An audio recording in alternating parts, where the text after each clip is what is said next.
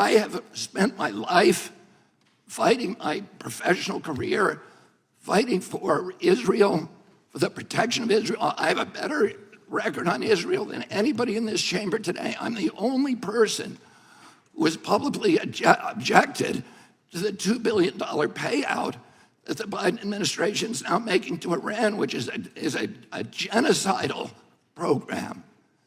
I'm the only one who's objected to that. I fought more ferociously for Israel than anybody.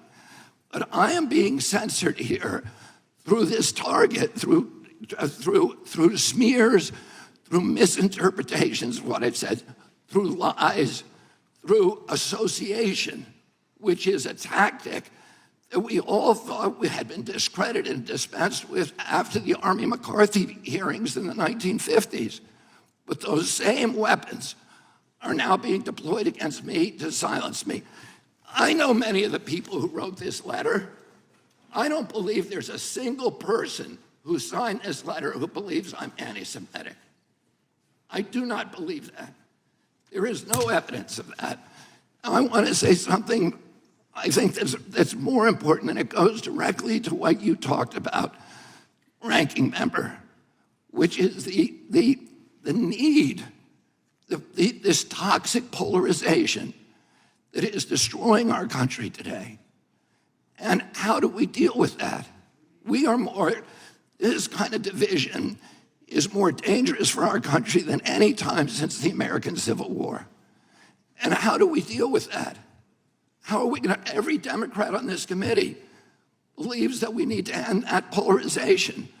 Do you think you can do that by censoring people? I'm telling you, you cannot.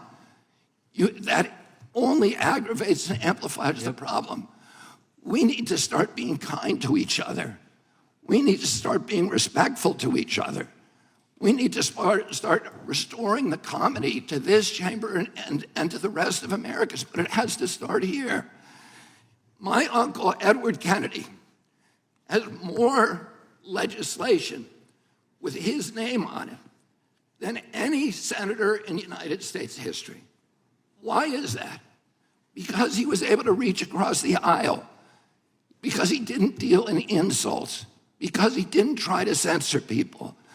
He brought home people who were antithetical to what he believed in. He came home almost every weekend with people like Orrin Hatch to our house at the compound in Hyannisport. At that time, Orrin Hatch to me was like Darth Vader, because I was an environmentalist. And I was saying, why is Teddy bringing this guy home? But he knew that he was effective because he understood that comedy and respect and kindness and compassion and empathy for other people is the only way to restore the function in this chamber. But more importantly, today we need to give an example in the leadership of our country of being respectful to each other. If you think I said something that's anti-Semitic, let's talk about the details. So what does this clip show you? I'm sure you've seen a lot of things about RFK Jr. He's a Democrat. But even Democrats hate him. You know why? He does not go along with the current narrative. Whether it's Ukraine, he talks about the diplomatic relations there. If you heard when he did on now X, his town hall, talking about how all of this money is disappearing and how people are trying to vilify Putin, about Crimea. There's so much there.